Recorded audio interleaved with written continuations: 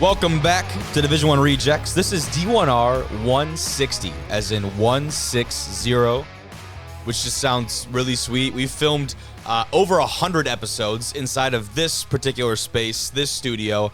What you will notice about the studio is that it's rather empty tonight.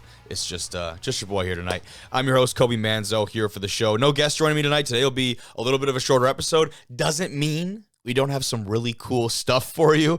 And kind of talking about that stuff, the thing we'll lead with today, we've got an NAIA school in Ohio bringing back football after 75 years. 75 years have gone by since they had a football team play. And we'll talk about some other sports they currently have there. Bass fishing is one of them. I'm pumped to talk about that.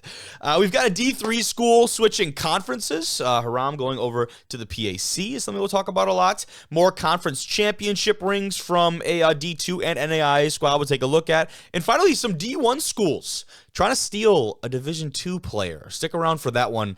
Just a tweet that I wanted to talk about and something that I think happens a little bit more regularly than we're willing to admit. But those are the pieces for today. I'm here to talk about all of them. As always, you can watch this episode on YouTube if you are. Don't forget to subscribe. We appreciate that. Follow those timestamps, video chapters, bottom of the screen there. They're also on Spotify and Apple Podcasts, wherever you're listening to this show. Follow us on the socials. Got great stuff going out on Twitter, Instagram, those kind of things. And, with no further ado, let's get right into talking about this NAIA team, man.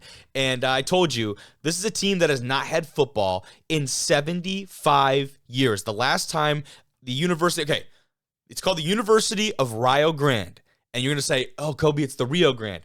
Everyone I've seen says Rio Grande. All right, so don't come after me. That's the way they pronounce it. The school people pronounce it. The University of Rio Grande took to the football field. The last time they did so, Harry Truman was the president of the United States, and the winners of Major League Baseball's Most Valuable Player Awards were Jackie Robinson and Ted Williams. So let that one sink in for a second. That's the last time these guys played football. They're bringing it back, which is really exciting. They're also creating a marching band at the school. So I know for a lot of people, that's a really exciting deal too. And just for the football team itself, as far as a game day atmosphere, when you have the ability to bring in some kind of marching or pep band for a college, university, even like high school events, like any kind of event, when you have a live band there, I think that's what separates a lot of college sports from professional sports, man. You have a band there playing in person. That makes an atmosphere just incredibly electric. But there's a lot of things that obviously go in to starting this football team. The plan is, by the way, they're not coming in 2024. The plan is to start in the fall of 25. I would assume that their strategic and kind of like their way of doing this is they'd bring in a class this fall, potentially. Even though it's kind of a late announcement, they'd try to bring in a class this fall maybe and redshirt everybody and then go into next year with at least a little bit of experience. We can talk about the transfer portal too and how that might affect this. But first, though, there's a news clip that I thought I may as well play because it's a good like informational piece, but also has a little funny part. So I'll play that first here. They have shirts here saying Rio Grande football, undefeated since 1950. Rio Grande. That's the last year this university had a football program, but now, after more than 70 years, the program is being resurrected. Shoulder peek at the pads, unis? helmets, and pigskin, items that have been absent from the University of Rio Grande since Harry Truman was president. Rio Grande has experienced substantial enrollment growth over the last few years. University President Ryan Smith announced they are bringing back the football So now I'm going to stop this. program, planning to begin playing in the fall of 2025. I think I'm going to stop this. You hear this is the university president talking. We're going to get a quote from another university representative here, and I just want you to pay attention to the first soundbite that they use from this guy. it will Right. excite things throughout our region for sure. Where does 120 people take a shower? Athletic Director Jeff I have to imagine there's a whole interview here, and this is the first soundbite you choose to use? Throughout our region for sure. Where does 120 people take a shower? Athletic No title, no telling us who the hell this guy is that's talking. Where the hell do 120 people take a shower? That they have their priorities right over at Rio Grande, which, by the way, that's their president who said Rio Grande, so I'm going off of his pronunciation. But they do go on to talk, and I guess I'll just play a little bit of the rest of the video about the facilities and some of those things. Athletic Director Jeff Lanham says the first phase will be building locker rooms and hiring a coaching staff. We've talked about how we're going to triple our size of athletics in the last 5 years, and this is kind of the icing on the cake. Freshman cheerleader Alyssa Smeck is looking for. So that's kind of the basics of it. It is that the athletic director. But to put him on there, and the first clip or the first quote from the AD of the school that's bringing back football is, "Where the hell are 120 people going to shower?" Quit taking my man out of just like quick context like that. That's insane. But obviously they're really excited about that.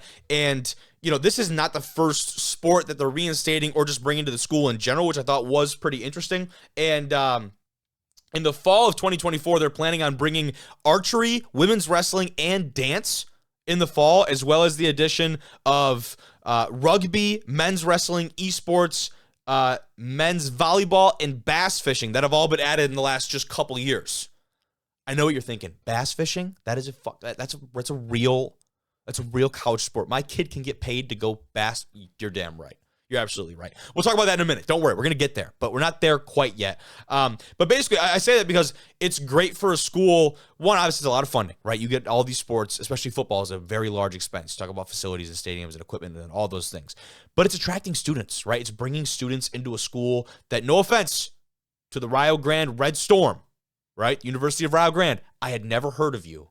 And I have covered a lot of small school sports, mostly small school football. I have never heard of you. This is why you do this, to attract potential students to your school, to keep people going in through the doors. Now, they're currently a member of the NAIA, which is National Association of Intercollegiate Athletics. No, I did not have that memorized. It's on the sheet here, my cheat sheet. But the conference that they're in is the River States Conference. They don't sponsor football in the River States Conference. They sponsor a ton of other sports that they're currently, that's why they're in the conference.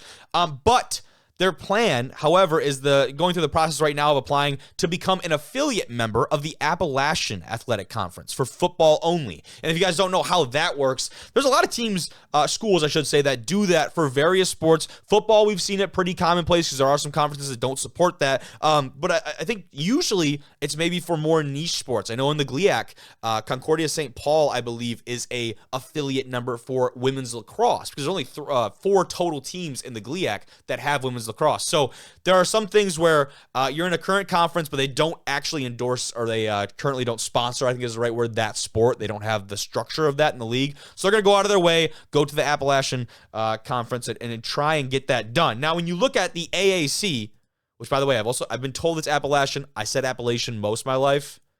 Again, we're all on the pronunciations today. I don't know why that is. But if you look at the AAC, that's what we'll call it from here on out.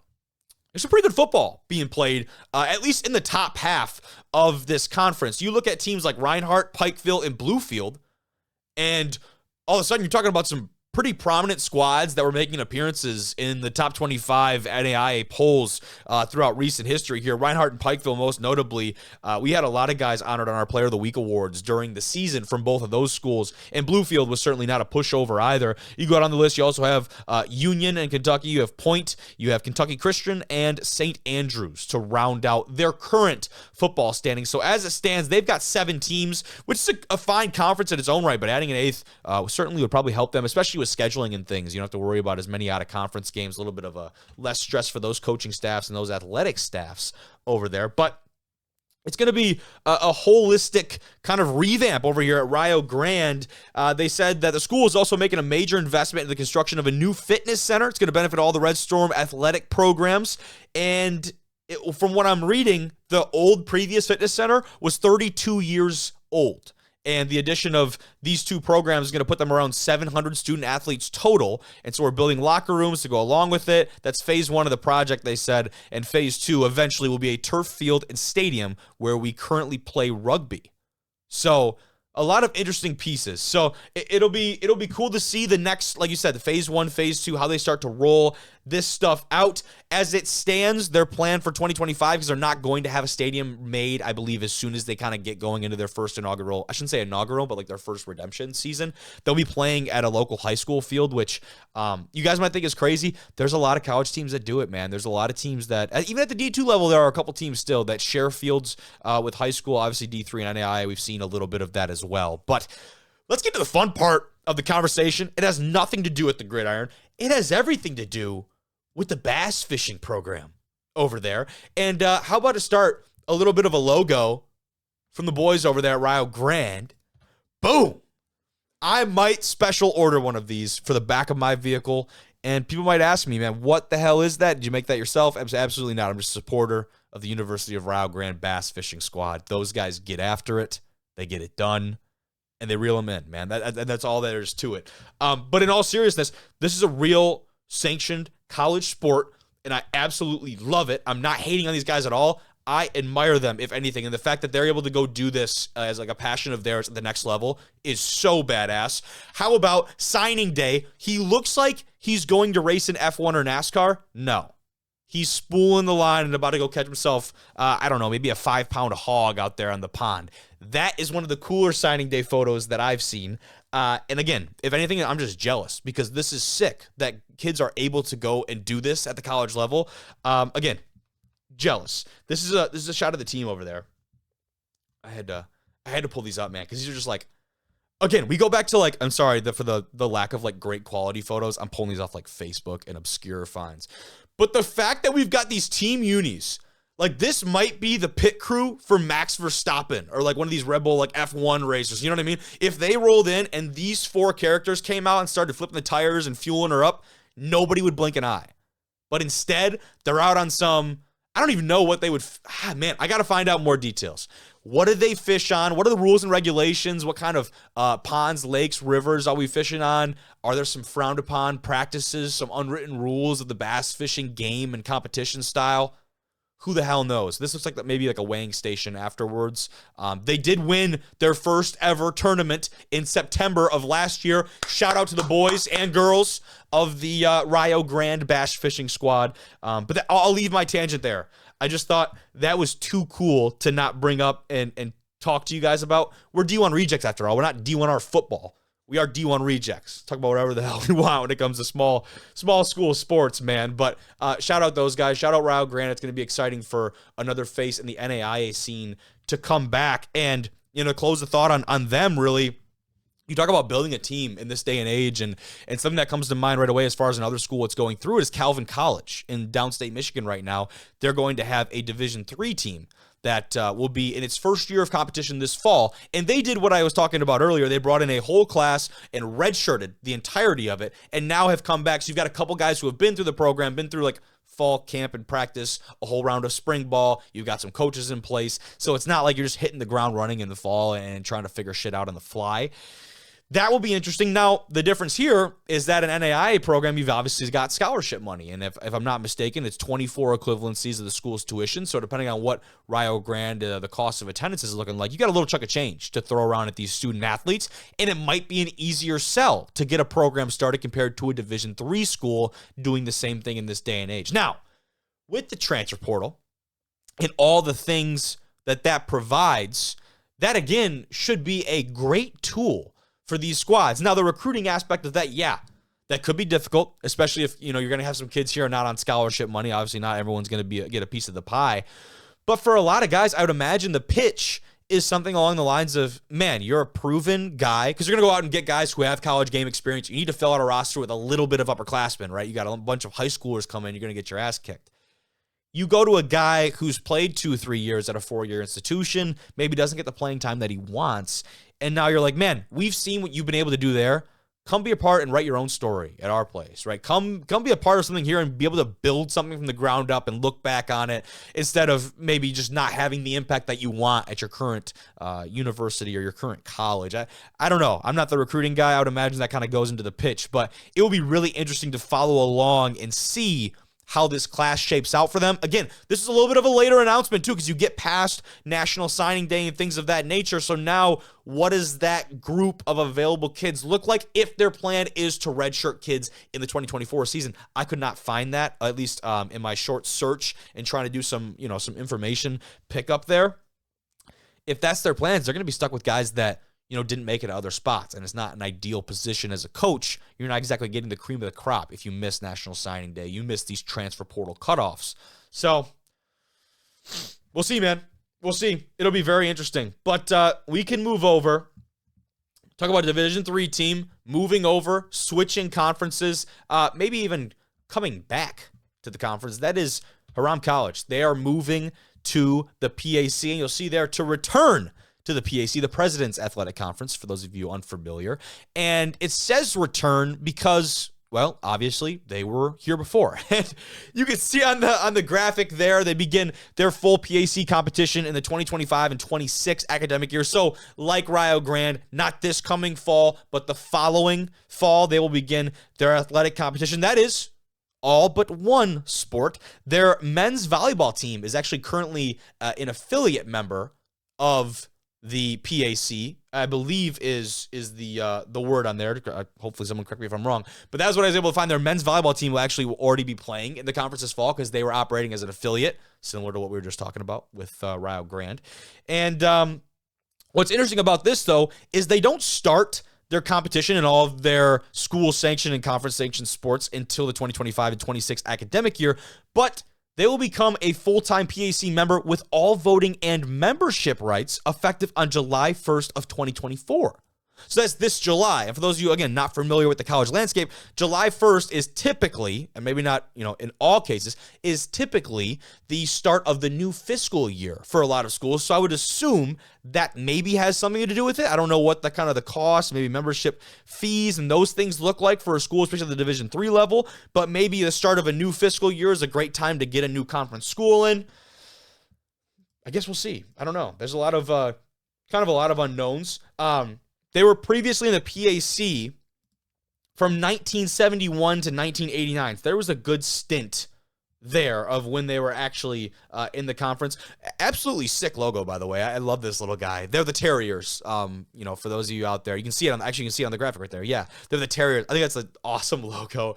It's just kind of funny. He's like a mad little dog. He's got little dog syndrome for sure. But looking back at this Haram football squad here, if I pull up the release that I had, and their football team has certainly seen some success. And looking back at this last year was not the year that they wanted, and the last couple of years certainly have not. Their success with the football program, when I say they've seen success, it's been more of the history of the program they've had it. In recent history, they certainly have not. So it's not something that's probably going to shake up the D3 playoff landscape or anything very soon. But who's to say that doesn't change in the near future? Looking back at their record last year, they had a couple, really tough games, two matchups, they lost. Wabash is a tough one. You look at teams like Kenyon, Denison, DePaul, those are some tough squads to open up with and play. They finished 1-9 last year. But again, this is a team that has experienced success in the past, and you would assume that eventually the recipe is there. They will get back to that. So let's see here. Just looking back at the overall landscape of it, they've got 23 varsity athletic teams, 12 men's, 11 women's, and they're currently in the NCAC, and that is, at least for competition standpoint, all the way up until June of 2025, and they make that transition over. So we'll see, man. It's going to be interesting to see what they do with the playoffs as far as that goes in the conference, because now, if you look at, and I should have had it pulled up, I think I forgot to pull it up earlier, but if you look at the football and the standings of the PAC right now, and you look at how many teams they currently have in the conference, right now it consists of, I'm going to go through a list here, Grove City, Carnegie Mellon, however you say it, Washington and Jefferson, Case Western Reserve, Westminster, Geneva, Allegheny, St. Vincent, Thiel, Waynesburg, and Bethany. It's a big conference. It's a large conference. And so right now you have 11 teams. You're going up to 12 teams and also in a Division III level where you're only getting one auto bid from each conference. Will they divide the PAC up into an East and West, a North and South? One of those directional deals that a lot of conferences do to try and ensure that these teams get, multiple bids. I don't know how that works exactly with Division 3. I'm not the mind that usually speaks on those things. Other people that are more knowledgeable than myself. But you would imagine with some teams in here that have had really great seasons. We obviously saw the run that Grove City went on this year. And we had Nico Flati on way back when they were making that playoff run. But Carnegie Mellon is a perennial playoff team almost every year. Washington and Jefferson, Case Western Reserve, those teams are right in the mix, I feel like, every year. And so when you throw in, you've got 12 teams in a conference, and you've got a lot of teams that are playoff deserving in a current Division III playoff model that does not really benefit the teams that are in second place in a conference in the at-large bids, especially in a conference like this where you might struggle to get some of that in-conference competition. How will they approach that to try and guarantee more playoff spots for the teams in these conferences? That'd be my biggest question for them moving forward. We'll see how they manage to navigate that. But let's move forward. Conference championship rings. The first of which coming from Virginia Union. Let's take a look. I just pulled up these bad boys. Pretty sweet. Pretty sweet thing going on here. Pretty, I was going to say pretty subtle. That is certainly not the word to describe any kind of conference championship ring whatsoever. But I say subtle in the terms of like the red. Like you just got a lot of bedazzling going on. That's a sweet shot. Right there up on the cloth, the light coming through. Yeah, those things are dancing. That's pretty badass. Looking at Virginia Union, that was a squad that, had a lot of really high expectations coming into this year, and for the most part, obviously exceeded on those expectations. Succeeded, excuse me. But you get into the playoffs, and you don't have a great performance against Kutztown. You get pretty beat down by a PSAC team that people weren't very high on. But inside of the CIAA play, they did a phenomenal job and beat some solid squads. I think some of the better marks on their record this year. Obviously, you go to the CIAA championship. They beat Fayetteville State 21-10. That's a big one on the year. Virginia State 30-20, also a pretty big win. Otherwise, though, my thing with this is you look at their conference. There's just not a lot going on in the CIAA, and it's not a shot at Virginia Union. It's just their conference right now is not incredibly strong. And it kind of stinks to see that because usually you have a team like Bowie in there too that is in recent history, they've kind of been a squad that's come out of there and really taken care of business. They've fallen off quite a bit here. But, again, we're not here to rip. We're here to take a look at some accomplishments of theirs. So just wanted to take a look at these conference championship rings. There's one more really good shot right there. The play for 11. I'm assuming that's kind of self-explanatory in terms of in football terminology and going out there and playing on the field with 10 other guys. But Virginia Union will have a lot of question marks, I think, going into next year. Jada Byers in that backfield, I believe he is out of there, so that'll be interesting to see what they do at that position. He had a lot of success for them there. They're out of conference for next year. They'll play at Kentucky State and Hampton, so that will be an interesting one. Kind of a backloaded schedule for their conference slate, to be honest, with Virginia State, Bowie at the end there. But we'll see. A lot more in store for that Virginia Union squad. We'll see what they do in 2024 here. The other set of rings we're going to look at was from Mid-America Nazarene on the NAIA side of things. And these rings were pretty flashy themselves. Got the big MNU. Excuse me, I'm NMU guy up here, so I had to flip those two. I like it. I don't like how little color there is, but I'm sure those are probably way more expensive to get all that shit done. I don't know. I've never been fortunate enough to win one of these things, so I wouldn't know what they cost or what goes into it. But I do like this, though. Really sweet. Again, not a huge fan of the no color, but this is a really good look. The Pioneers on the side. Nick Ringerton has a ring, the logo there.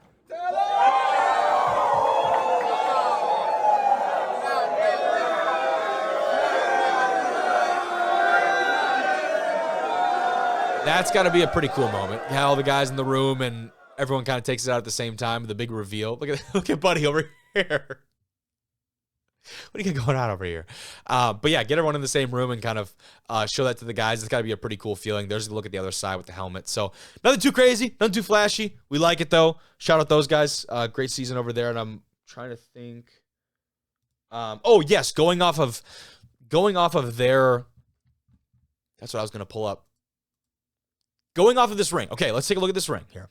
The first picture. You see that kind of that trophy with the ball, and some might say, yeah, it looks like the Lombardi trophy, but for me, it's the the NAIA championship trophy like bears a very strong resemblance to that. And I don't know if I love that for a conference championship ring to bear like a really strong resemblance to like a national championship trophy. Again, I'm being nitpicky. I'm being a little piece of shit, but like to me, that's weird to like mimic the national championship or even like a Lombardi, like any kind of that like silhouette of a trophy, the football on top there, if you're winning the conference and not like the entire thing. I'll let you guys take that as you may watching this one. But we'll close out the episode. Like I said, it's going to be a short episode, probably maybe even less than a half hour.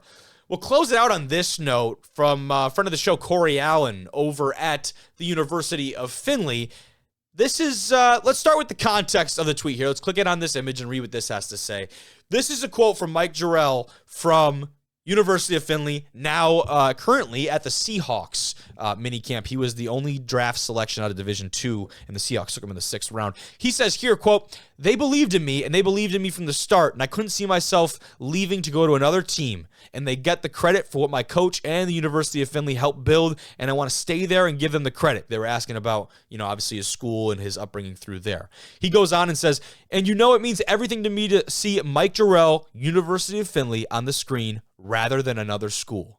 So in a day and age where obviously Mike had opportunities to go up and play at larger schools, and he certainly would not blame him if he took those opportunities, because you got to look out for yourself and do the thing that's best for you.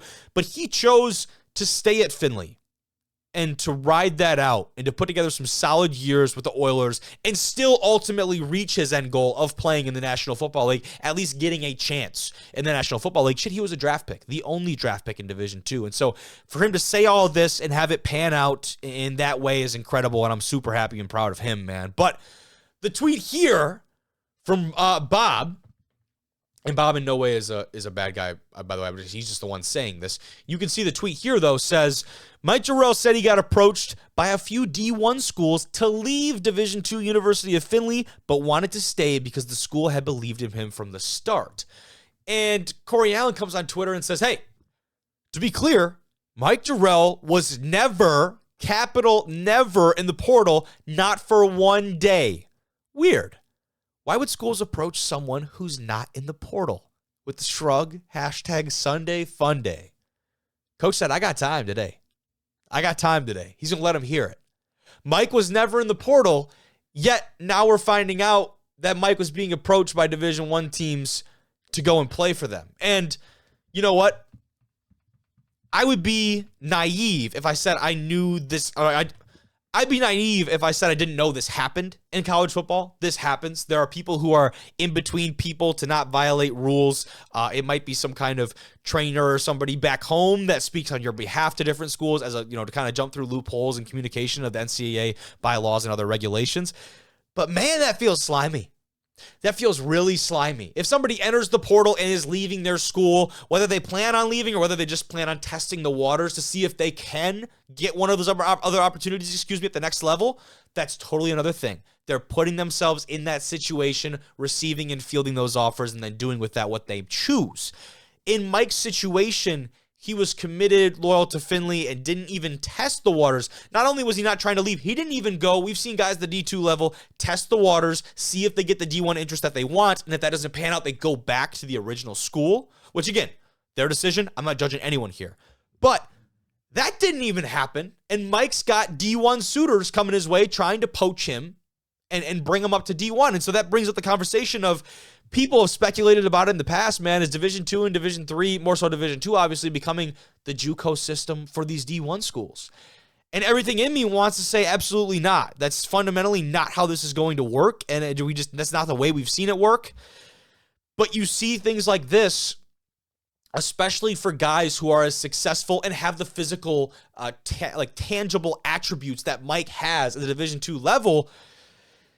And those are the guys that are going to get poached, right? You're not going to get guys poached that aren't playing meaningful snaps and aren't making big-time contributions at the D2 level. But for guys like Mike that not only have the film, but also have the size, the stats, the measurables to go play at the next level, I don't even know how the NCAA approaches that, though. Like, how can you manage that, especially if they're going through an in-between man? And I'm not saying this is even Mike doing this. Like, this is just something that I'm sure, someone contacted a person who is close to him, and they're speaking on their behalf, trying to get him to maybe enter the portal or see where it gauges interest on moving up to a different level. So that's my food for thought for the day.